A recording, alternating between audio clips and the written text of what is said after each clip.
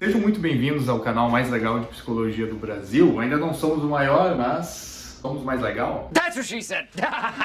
Meus queridos inscritos condicionados, vocês sabem muito bem o que vocês têm que fazer para ter mais vídeos. Vocês têm que curtir esse vídeo, vocês têm que marcar o sininho, vocês têm que mandar esse vídeo para outras pessoas, porque aí eu sou reforçado positivamente a fazer mais vídeos. Tá muito calor aqui em Porto Alegre. Vamos lá então, sem muita enrolação, eu pensei em fazer este vídeo aqui baseado na seguinte ideia. Você já deve ter se deparado com alguém que fala coisas do tipo assim: ah, porque a pessoa diz que é psicólogo ou é psicóloga, não sei o quê, e não tem nada que mexe com ela. a gente que tem problema, no psicólogo não tem. Nada a ver. Pois então, eu pensei em fazer um vídeo diferente hoje, justamente para combater esse tipo de raciocínio. Montei uma pequena lista com 5 jogos que já mexeram com o meu psicológico no passado, aí ao longo da minha vida. Vou rir de ti. Tô aqui acreditando que neste momento você já apertou no like, já se inscreveu, já mandou para pelo menos 2 pessoas esse vídeo. Em quinto lugar, nós temos um jogo que foi feito num software que chama RPG Maker. Sabendo da existência desse jogo alguns anos atrás, através do Sr. PewDiePie. Tem 2 jogos nessa lista que tem a ver com ele. RPG Maker, para quem não sabe, é um software de fazer jogos relativamente simples se comparado com outras maneiras que são feitas jogos por aí. Se tu quiser ver mais vídeos sobre a complexidade do que é fazer um jogo, dá pra dar uma olhada no canal lá do Gema Please, o Sr. Vitor. Então o Awone é um jogo, não sei nem se é assim a pronúncia que diz, mas é um jogo feito dentro desse software, no qual tem algumas limitações em termos de gráfico e de jogabilidade do que pode ser feito também. Mas ele é muito interessante porque ele aproveita todos os recursos das próprias limitações que o software oferece. Esse programa, então, faz com que as pessoas, os desenvolvedores, fizessem jogos, digamos assim, mais simples. Só que esse jogo não tem nada de simples, porque ele é muito bem pensado. A história dele nós já vimos em outras situações, através de filmes, séries e demais jogos. É basicamente aquela premissa de um grupo de pessoas que foi para uma casa que está abandonada para investigar coisas. Vocês vão perceber que boa parte dos elementos dessa lista aí, jogos dessa lista, eles têm uma coisa em comum, que é o fator eu não esperava. Vai aparecer muito essa minha frase ao longo desse vídeo. Eu não esperava que fosse ser desse jeito, e por isso eu me surpreendi. Acabei de lembrar que eu botei um vídeo esses dias aqui sobre a questão das expectativas versus as coisas da realidade. Pode ter um pouco a ver por causa disso também.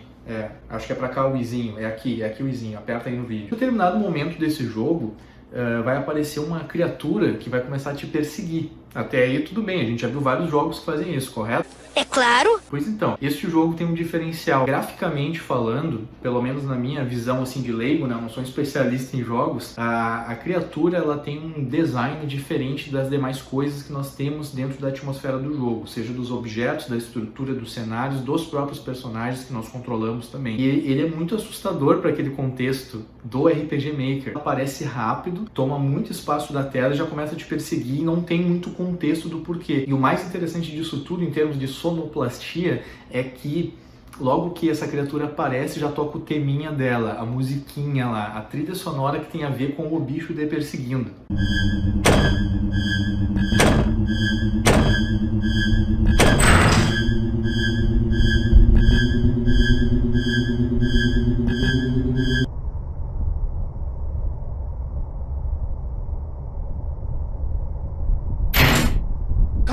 Esse jogo foi super difícil de jogar na época, e eu imagino que se eu fosse jogar de novo agora também seria, porque ele tinha puzzles bem elaborados. E esse bicho, ele simplesmente fica te perseguindo toda hora, e tu não espera quando ele vai aparecer. Porque de vez em quando ele aparece em salas que ele já apareceu antes, então tu já começa a ficar esperto, né? Não, aqui eu sei que ele vai aparecer a qualquer momento. Quanto daqui a pouco ele não aparece mais. Nas salas que ele já aparecia, ele não aparece mais, e daqui a pouco nas salas que ele nunca apareceu, ele invade. Então tu toma muito susto por causa disso. Acredito que o que me surpreendeu nesse jogo e mexeu com o meu psicológico foi que eu não esperava tanta qualidade em termos de um jogo de terror dentro de um software como o RPG Maker. E eu posso estar falando muita leiguice aqui, porque deve ter muitos jogos interessantes feitos dentro desse programa, mas dos que eu conheço, esse me chocou bastante. Em quarto lugar, nós temos um jogo que saiu primeiramente para os computadores, para PC, se eu não me engano, e depois saiu para os consoles. Ele já foi mencionado aqui no canal também em outro momento, sobre o vídeo de somatizações. O izinho deve estar aqui desse lado, ó. Vou botar mais um izinho aqui. Por que esse jogo mexeu com o meu psicológico? Porque ele tem uma história interessantíssima, pesada, mas interessantíssima. Este é um game que roda em primeira pessoa. Pessoas que jogam videogame sabem o que é isso. Para quem não sabe ver este canal, isso significa a visão que o jogador tem é como se fosse no mundo real, assim, é como se fosse eu enxergando o mundo. Essa é a visão que tu tem jogando. E ele se trata basicamente de tu descobrir onde tu está, quem é o teu personagem e o que tu vai fazer a partir disso. Eu não gostaria de dar muito spoiler sobre esse jogo, mas a história dele é super bem construída. Todos os momentos que tu descobre algum detalhe sobre o que está acontecendo são muito chocantes e inesperados. Tanto os a respeito de o que é o teu personagem, né? Quem é o teu personagem, quanto onde está esse personagem, quanto o que vai ser feito em seguida. Tudo tem a ver com o nome do jogo, eu posso dizer dessa forma. O jogo chama Soma, que é uma palavra, né, que em grego significa corpo, e tem tudo a ver com isso o jogo. Tem tudo a ver com essa palavra. O que eu posso dizer, ele é um jogo mais fácil de se jogar se comparado com o Awoni, mas ele é um jogo que te deixa muito numa posição indefesa, né? Tu não tem muito como combater os inimigos que aparecem ao longo do gameplay, deixando somente o jogador naquela coisa parecida com Alien Isolation, né? Tem que se esconder e avançar, se esconder e avançar. Bateou, passou. O final desse jogo me chocou muito. Eu fiquei muito chocado com o final dele, porque existem coisas dos diálogos da história que são ditas ao longo do jogo inteiro, e meio que acontece uma coisa lá muito pesada. Mexeu com o meu psicológico.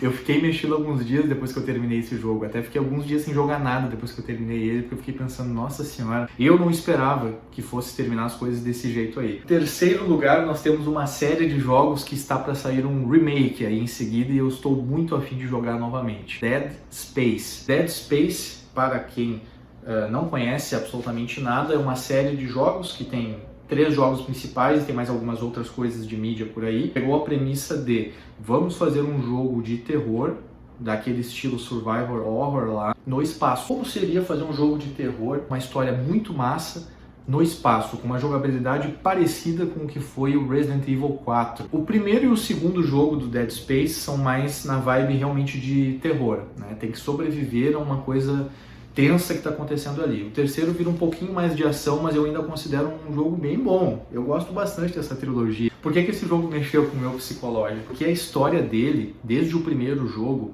envolve uma coisa, né, uma espécie de vírus, uma espécie de entidade, uma espécie de bicho. Ó o bicho vindo, velho.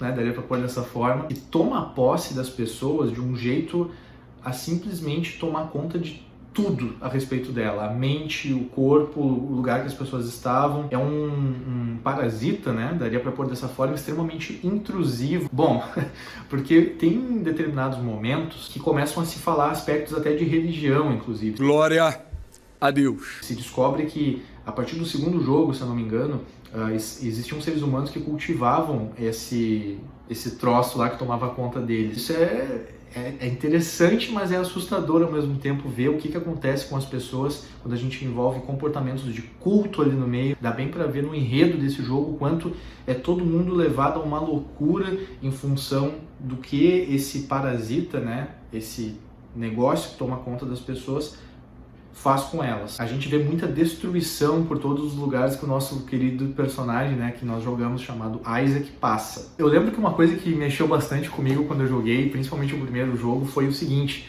esse parasita, essa coisa que transforma as pessoas nos necromorphs, ele não seleciona o que ele vai transformar e nem quem, ele simplesmente vai em qualquer coisa que está vivo perto ali do beacon, se eu não me engano o nome do negócio lá que manda o sinal, e que se dane. Então tu vê diversos tipos de coisas transformadas, as pessoas transformadas das mais diversas formas. Em determinado momento que se encontram bebês transformados nesse jogo, que são os inimigos mais tensos de tu atirar contra, assim, eu não sei, não é um pouco complicado para mim. Tem toda uma questão de estrutura nesse jogo que é extremamente interessante também, ao ponto de querer chocar o jogador, seja pela maneira desfigurada que os seres humanos acabam ficando com as transformações que esses parasitas causam nelas, né? Quanto até pela questão também do quanto agressivos esses seres se tornem em relação a qualquer coisa que passe ali por perto. Então, assim, imagina o seguinte: é um jogo de terror que se passa no espaço, que o teu personagem vai com uma equipe muito reduzida lá para investigar o que está acontecendo, e cada vez mais tu vai ficando sozinho. E eles exploram muito bem esse conceito de que no espaço não vem ajuda. No espaço não vem ninguém ajudar. Isso vai ficando cada vez pior na medida que tu vai escavando a história e entendendo o que são aqueles bichos, de onde é que eles vieram, o que as pessoas sabiam sobre esses bichos. Momentos de paz no Dead Space, eles são muito, muito raros. Eu lembro de um comentário que eu vi de uma pessoa na internet dizendo: Dead Space é o jogo que começa tenso e termina tenso. E é exatamente assim que é. Pesadão! Em segundo lugar, nós temos uma série de jogos, e não nenhum jogo em específico, mas eu citaria logo de cara os dois primeiros, que é a série Silent Hill. Isso seria tipo a montanha quietinha, a montanha silenciosa.